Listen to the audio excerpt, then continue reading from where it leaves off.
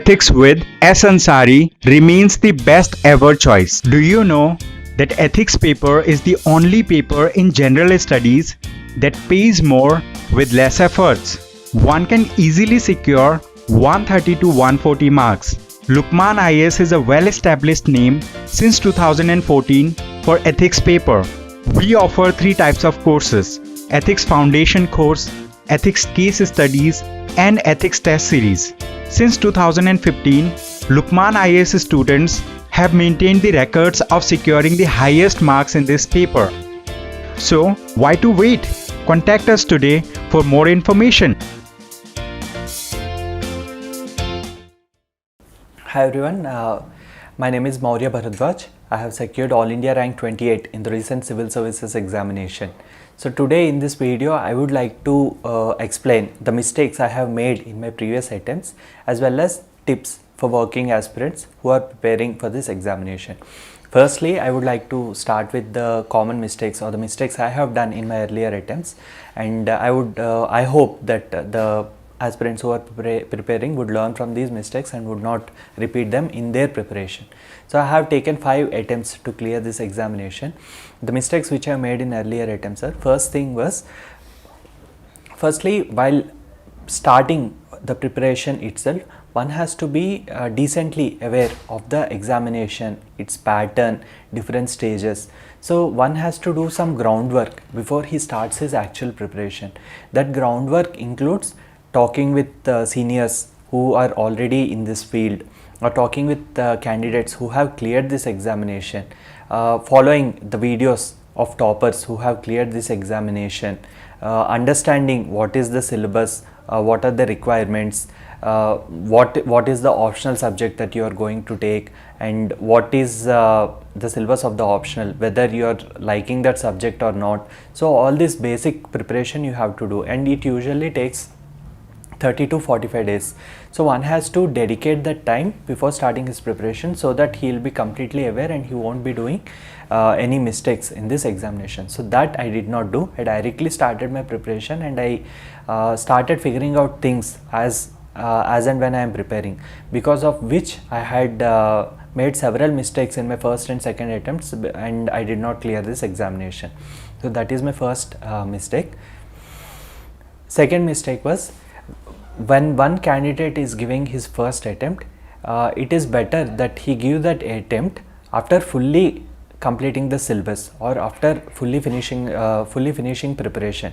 A lot of aspirants, what they do is they simply try out this examination, like they prepare half-heartedly and they give prelims, or they don't do enough answer writing practice, or they don't complete their optional subjects thinking that I'll clear prelims first and then I'll start studying for my optional examination. So that is a very wrong strategy, because in this process aspirants will end up losing their valuable attempts, and secondly their confidence will also get affected, because unless one is completely prepared, they don't know where they stand in a very serious and cutthroat competitive environment. So I would recommend people to give their attempt after completing one full round of preparation. Like usually it takes 1 to 1.5 years. So you prepare all the topics that were mentioned in the syllabus, complete your optional preparation also, and then only give this examination. Then chances of your failure will minimize, and you will be able to clear this examination in your initial attempts itself. And thirdly, one has to be smart in preparing the subjects for this examination. Usually a lot of aspirants, what they do is they, especially with respect to mains, they give a lot of emphasis on GS1, GS2, GS3. They spend a lot of time, but the difference between a very good paper and an average, above average paper is hardly 5 to 7 marks. Whereas papers such as essay, ethics and optional, they are the real deciding papers in this examination. For example, if you take essay, a good essay can fetch up to 130 to 140 marks, whereas an average essay will give 110 marks and a subpar essay will take you to 90 marks. So there itself you will be having some 30 to 40 marks of difference. Similarly, ethics also, a good paper can fetch you a score of 120, whereas a bad paper will give you 90 marks. there itself 30 marks of difference. Similarly, optional is very important. A solid prepared optional will give you scores of 280 plus. Whereas if you are not thorough with your optional, or if your optional examination did not go well, you will be falling to 220, so 60 marks there. So one strategy has to be more aligned in scoring as much as possible in these three papers: essay, ethics, as well as optional. A lot of toppers or a lot of aspirants who have cleared in their earlier attempts, they were able to do so because of their good scores in these three papers. So that is one more mistake I have done. And third mistake I have done is answer writing practice. In my initial attempts, I have not done enough answer writing practice. I used to read a lot and thought that by reading more I can be able to write well in examination, but that is not correct. Unless you practice writing or applying yourself in the examination and applying yourself the content which you have learned through your preparation, you won't be able to do well in this examination. So for that, writing as many tests as possible is very, very important. So in my second attempt, I corrected that mistake. I took a test series and I started writing tests in time bounded conditions. One more mistake people do is they don't write tests in time bounded conditions. They start the test, they'll write for 3.5 hours, 4 hours and like that, and they feel content about themselves that they are able to complete the paper.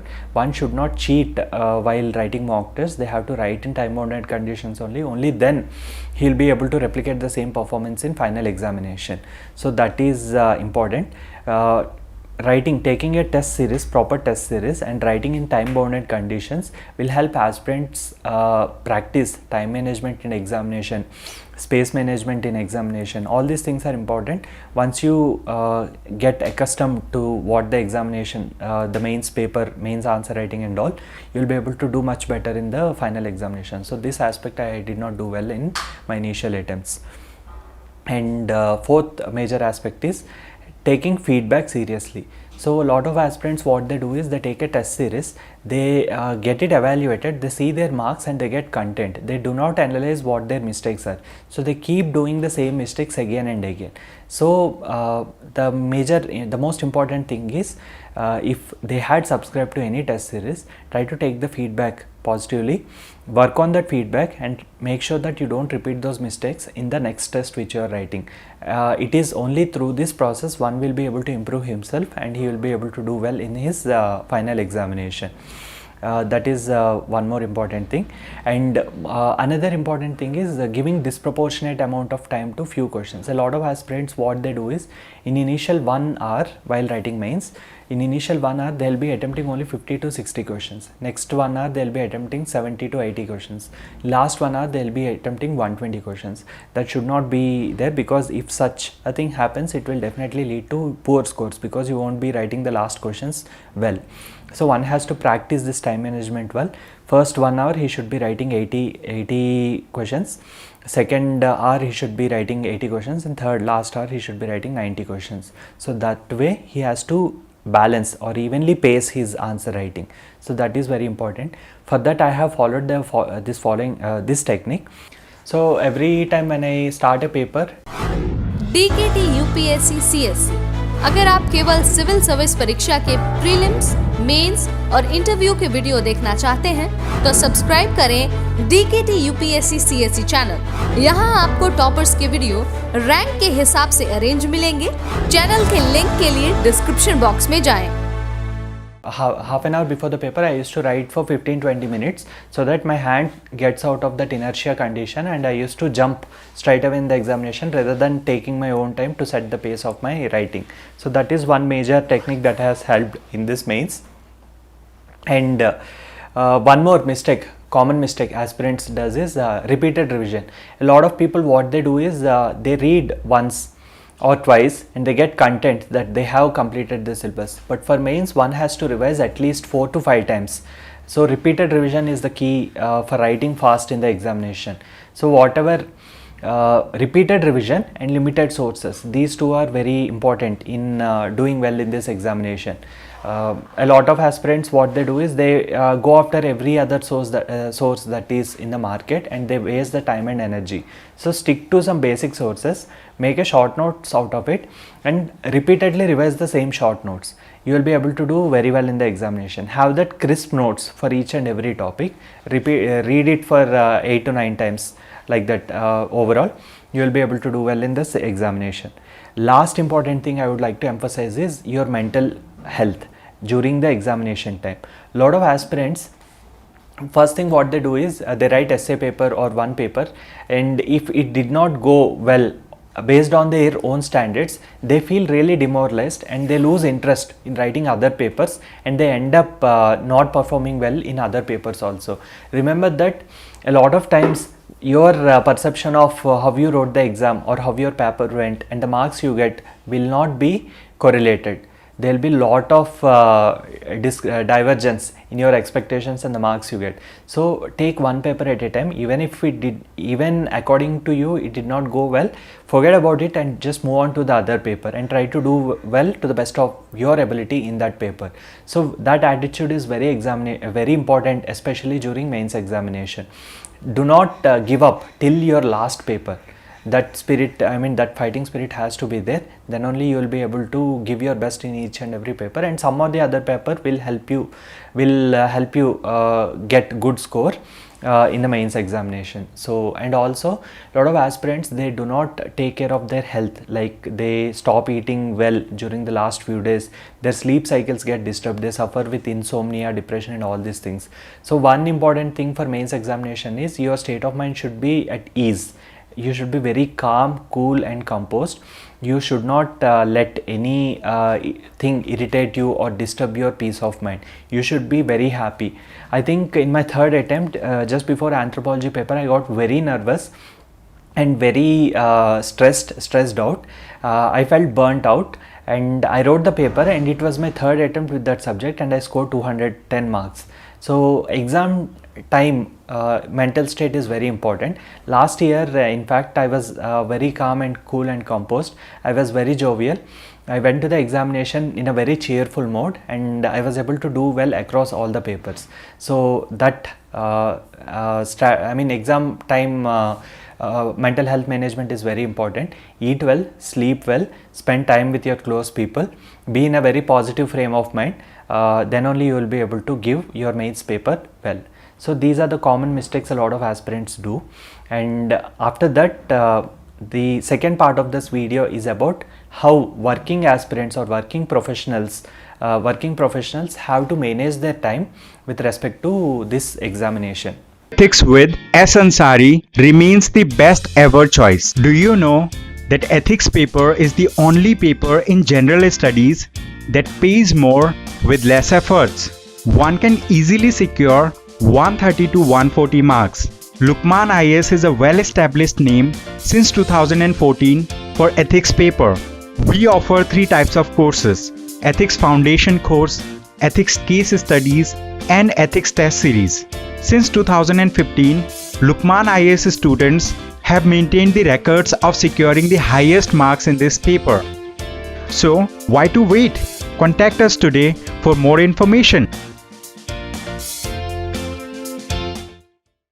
So firstly, people who are working, usually I think the schedule will be like this. They will be having a 5-day or a 6-day week, and mostly they will be working for 8 to 10 hours usually. And few have fixed schedules, but few professions it will be flexible, means that they can manage their schedule as per their convenience by talking to their bosses and all. So whatever I am going to say is applicable to both of them. So firstly, your strategy for you should not measure your study day wise while working. You should have weekly targets, you should have monthly targets, and you should make sure that you are reaching those target in whatever time that is available with you. That is the first thing. So have a schedule and stick to that schedule. That is very important for working aspirants when they are preparing. Secondly, the most important thing is one has to be very smart while preparing. They should limit their resources. They don't have the luxury to study a number of sources. So for every topic they has to confine their sources, read them repeatedly. Also they should take use of online resources, like for example newspaper reading. I used to read papers superficially, editorials and all. I used to take help of different websites like Insights on India, Civils Daily and all. They used to summarize editorials well. I used to copy paste them and used to highlight important points in Evernote or OneNote, so that my newspaper preparation was done. So one has to be very smart while preparing during working. Also make full use of weekends or holidays. Your holidays are the most precious thing you have while working. Usually you should plan your schedule such a way that you will be able to study 10 to 12 hours on holidays or weekends.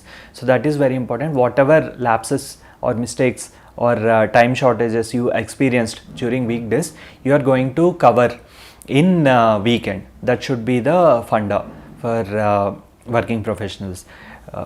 Fourth important thing is, try to preferably study during morning hours in weekdays or in working days. So in my case I used to study between 5 to 10 in the morning only, because morning time our mind will be fresh and devoid of all the stresses that we experience in office environment. So my office starts at 10:30. I used to complete that day's UPSC preparation by 10 o'clock. Evening, if I had time, I used to revise whatever I studied in morning for 1 to 2 one and a half hour, but mostly crux of my preparation used to happen in those morning hours only. So make sure that you are habituated to read in morning, so that your preparation will go in a better manner. And yeah, one more important thing is, plan whatever you are going to read today one day upfront. Like whatever I am going to read today, I should plan yesterday night, so that once you wake up you immediately start preparing rather than wasting your time on planning. That is very important.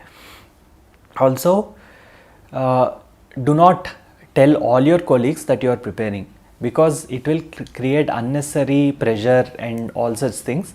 It is better if you are comfortable, share it with your manager, so that he can be little supportive during the stressful situations like close to prelims or close to mains and all.